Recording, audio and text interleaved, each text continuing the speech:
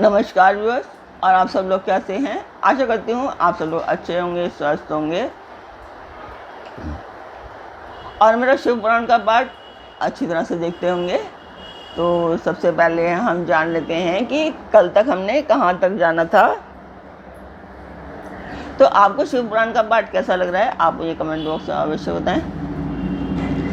तो कल तक था कि स्वयंभूलिंग नाद स्वरूप होने के कारण नादलिंग कहा गया है। यंत्र या अर्घा बिंदु स्वरूप होने के कारण बिंदुलिंग के रूप में विख्यात है। उसमें अचल रूप से प्रतिष्ठित जो शिवलिंग है वह मकार स्वरूप है, इसलिए मकार लिंग कहलाता है। सवारी निकालने आदि के लिए जो चरलिंग होता है वह उकार स्वरूप होने से उकार लिंग कहा गया है।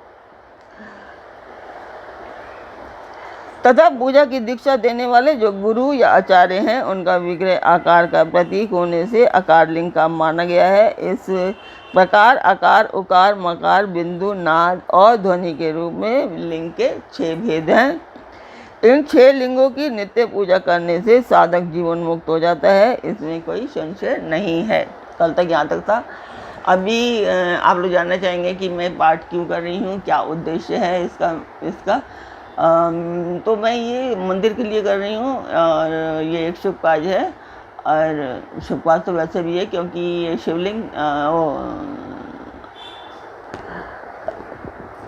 ये शिव पुराण है, तो शिव पुराण तो वैसे भी शुभ ही है। तो जिस मंदिर का मैं वर्णन कर रही हूँ मैं उस मंदिर की वीडियो डालती हूँ, आप लोग देखें और बताएं कि आपको मेरा पाठ कैसा लगता है। और इसमें मैं आप लोगों का सहयोग चाहती हूँ कि आप लोग सब्सक्राइब करें, लाइक करें और शेयर करें, जिससे मेरा ये उद्देश्य पूर्ण हो पाए, मैं उद्देश्य ये पूर्ण कर पाऊँ। और तो आप लोग सब्सक्राइब करें, लाइक करें और शेयर करें। अपने परिवार और मित्रों को भी सब्सक्राइब और शेयर करने के लिए अवश्य करें। और पाठ देखते हुए आप लाइक करना बिल्कुल ना भूलें।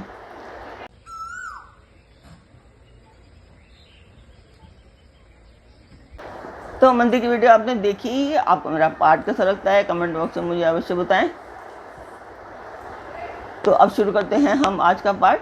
स्वागत करती हूँ मैं आप सभी का अपने इस कार्यक्रम शिव पुराण। तो शिव पुराण के आज के पाठ में है षड्लिंग स्वरूप प्रणव का महात्म्य, उसके सूक्ष्म रूप ओंकार और स्थूल रूप पंचाक्षर मंत्र का विवेचन, उसके जप की विधि एवं महिमा, कार्य ब्रह्म के लोकों से लेकर कारण रुद्र के लोकों तक का विवेचन करके कालातीत पंचावरण विशिष्ट शिवलोक के अनिर्वचनीय वैभव का निरूपण तथा शिव भक्तों के सत्कार की महत्ता। ऋषि बोलते हैं, प्रभु महामुने, आप हमारे लिए क्रमशः षड्लिंग स्वरूप प्रणव का महात्म्य तथा शिव भक्त के पूजन का प्रकार बताइए।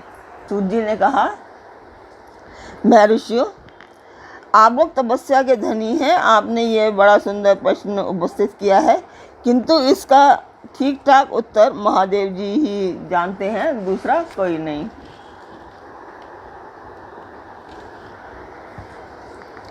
तथापि भगवान शिव की कृपा से ही मैं इस विषय का वर्णन करूंगा। वे भगवान शिव हमारी और आप लोगों की रक्षा का बारंबार स्वयं ही ग्रहण करें। वह नाम है प्रकृति से उत्पन्न संसार रूपी महासागर का। प्रणव इससे पार करने के लिए दूसरी नाव है, इसलिए इस ओंकार को प्रणव की संज्ञा देते हैं। ओंकार अपने जप करने वाले साधकों से कहता है, प्रपंच नहीं है वह तुम लोगों के लिए। अतः इस भाव को लेकर भी ज्ञानी पुरुष ओम को प्रणव के नाम से जानते हैं। इसका दूसरा नाम यूँ है, प्रकेशन न नयत वह युष्मान मोक्षम इति वह प्रणवः। अर्थात यह तुम सब उपासकों की बलपूर्वक मोक्ष तक पहुँचा देगा। इस अभिप्राय से भी इसे ऋषि मुनि प्रणव कहते हैं। अपना जप करने वाले योगियों के तथा अपने मंत्र की पूजा करने वाले उपासक के समस्त कर्मों का नाश करके यह दिव्य नूतन ज्ञान देता है। इसलिए भी इसका नाम प्रणव है। उन माया रहित महेश्वर को ही नव अर्थात नूतन कहते हैं। वे परमात्मा प्रकृष्ट रूप से नव अर्थात शुद्ध स्वरूप हैं, इसलिए प्रणव कहलाते हैं। प्रणव साधकों को नव अर्थात नवीन शिव स्वरूप कर देता है, इसलिए भी विद्वान पुरुष उसे प्रणव के नाम से जानते हैं, अर्थात प्रकृष्ट रूप से नव दिव्य परमात्मा ज्ञान प्रकट करता है, इसलिए वह प्रणव है। प्रणव के दो भेद बताए गए हैं, स्थूल और सूक्ष्म। एक अक्षर रूप जो ओम है उसे सूक्ष्म प्रणव जानना चाहिए और ओम नमः शिवाय इस 5 अक्षर वाले मंत्र को स्थूल प्रणव समझना चाहिए। जिसमें 5 अक्षर व्यक्त नहीं है वह सूक्ष्म है और जिसमें 5 अक्षर सुस्पष्ट रूप से व्यक्त हैं वह स्थूल है।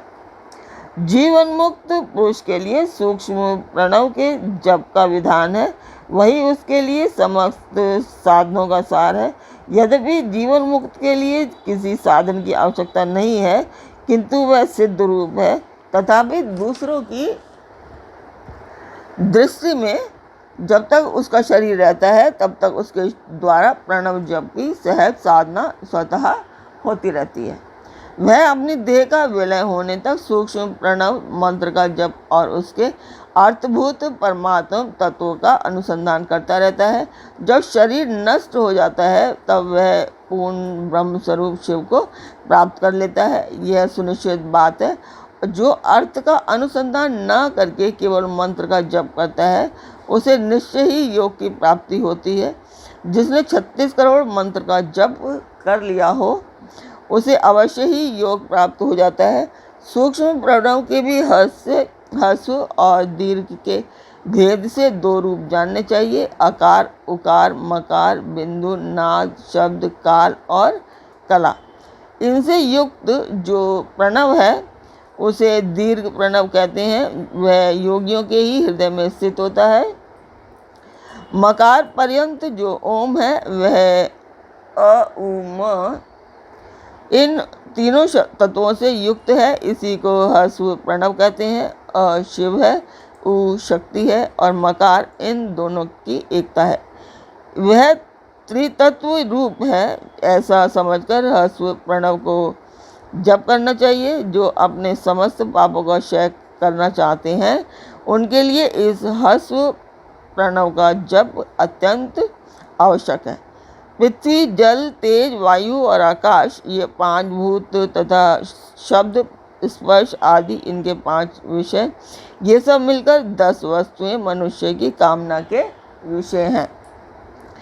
इनकी आशा मन में लेकर जो कर्मों के अनुष्ठान में संलग्न होते हैं वे 10 प्रकार के पुरुष प्रवृत्त अथवा प्रवृत्ति मार्गी कहलाते हैं, तथा जो निष्काम भाव से शास्त्र विहित कर्मों का अनुष्ठान करते हैं वे निर्वृत्त अथवा निवृत्त मार्गी कहे गए हैं। प्रवृत्त पुरुषों को हर्ष प्रणव का ही जप करना चाहिए और निर्वृत्त पुरुषों को दीर्घ प्रणव का।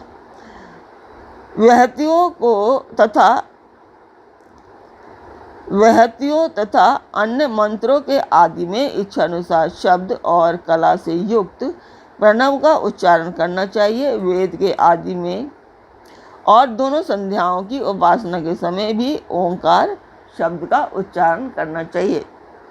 प्रणव का 9 करोड़ जप करने से मनुष्य शुद्ध हो जाता है, फिर भी 9 करोड़ का जप करने से वह पृथ्वी तत्व पर विजय पा लेता है।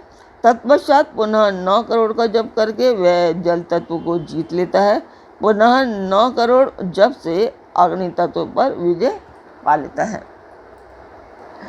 तदनंतर फिर 9 करोड़ का जप करके वह वायु तत्व पर विजय होता है। फिर 9 करोड़ के जप से आकाश को अपने अधिकार में कर लेता है। इसी प्रकार 9 करोड़ का जप करके वह क्रमशः गंध, रस, रूप, स्पर्श और शब्द पर विजय पाता है। इसके बाद फिर 9 करोड़ का जप करके अहंकार को भी जीत लेता है। इस तरह से 108 करोड़ प्रणव का जप करके उत्कृष्ट बोध को प्राप्त करता हुआ पुरुष शुद्ध योग का लाभ करता है। शुद्ध योग से युक्त होने पर वह जीवन मुक्त हो जाता है, इसमें संशय नहीं है। सदा प्रणव का जप और प्रणव रूपी शिव का ध्यान करते करते समाधि में स्थित हुआ महायोगी पुरुष साक्षात शिव ही है, इसमें संशय नहीं है। पहले अपने शरीर में प्रणव के ऋषि, छंद और देवता आदि का न्यास करके फिर जप आरंभ करना चाहिए। आकार आदि मात्र का वर्णों से युक्त प्रणव का अपने अंगों में न्यास करके मनुष्य ऋषि हो जाता है। तो आज का पाठ मैं यहीं पर पूर्ण करती हूँ। कल फिर मिलेंगे एक नए पाठ में, एक नई उमंग, एक नई तरंग के साथ। तब तक के लिए ओम नमः शिवाय।